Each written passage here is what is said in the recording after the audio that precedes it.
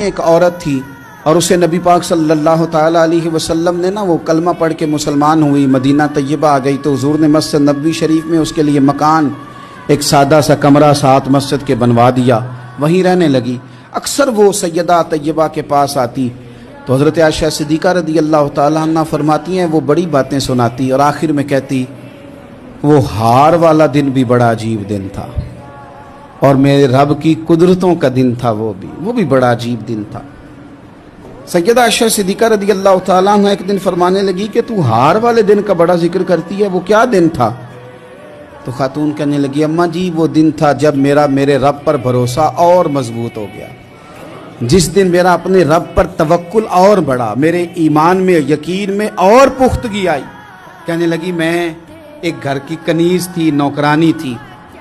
اس گھر میں ایک بچی تھی جس کے پاس سونے چاندی ہیرے جواہرات کا ہار تھا، وہ بچی پہنتی تھی تو کہتی ہوں بچی کے اس نے اتار کے رکھا یا اس سے گرا وہ ہار تو چیل اسے اٹھا کے لے گئی گوشت سمجھ کے اور میرے سامنے اٹھا کے لے گئی۔ گھر والوں نے مجھ سے پوچھا، یہ بخاری میں موجود ہے، گھر والوں نے پوچھا مجھ سے کہ وہ ہار کہاں ہے تو میں نے کہا چیل اٹھا کے لے گئی۔ گھر میں کچھ چوری ہو جائے تو سب سے پہلا الزام کس پہ لگتا ہے؟ ملازمین پہ۔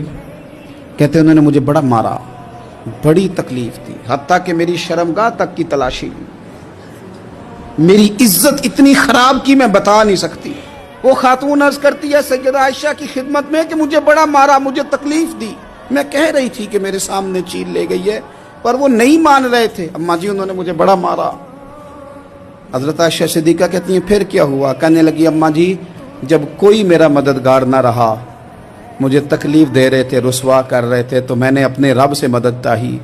میرے رب کی طرف میں نے توجہ کی، میں نے کہا مالک اب تو ہی میرا مددگار ہے۔ کہتی ہے وہ مجھے مار رہے تھے تو وہ چیل جو ہار لے گئی تھی وہی لے کے واپس آ گئی اور ہمارے سروں کے قریب لا کے اس نے جب اس ہار کو پھینکا وہ مجھے چھوڑ کے سائیڈ پہ ہوئے، وہ میری بے گناہی جان گئے، لیکن آپ کو بتاؤں اس دن سے میرا اپنے رب پر یقین اور بڑھ گیا۔ مجھے سمجھ آ گئی کہ جب انسان پورا ٹوٹ جاتا ہے اور جب کوئی چاروں جانب اس کا مددگار نہیں ہوتا تو رب تو ہوتا ہے نا، اللہ تو اس کا مددگار ہوتا ہے نا، وہ تو پھر اپنے اس بندے کی مدد کرتا ہے نا، پھر وہ تو توانائی دیتا ہے نا، وہ تنہا نہیں چھوڑتا، وہ تو آنسوؤں والوں کے آنسوؤں پہ بڑا کرم فرماتا ہے۔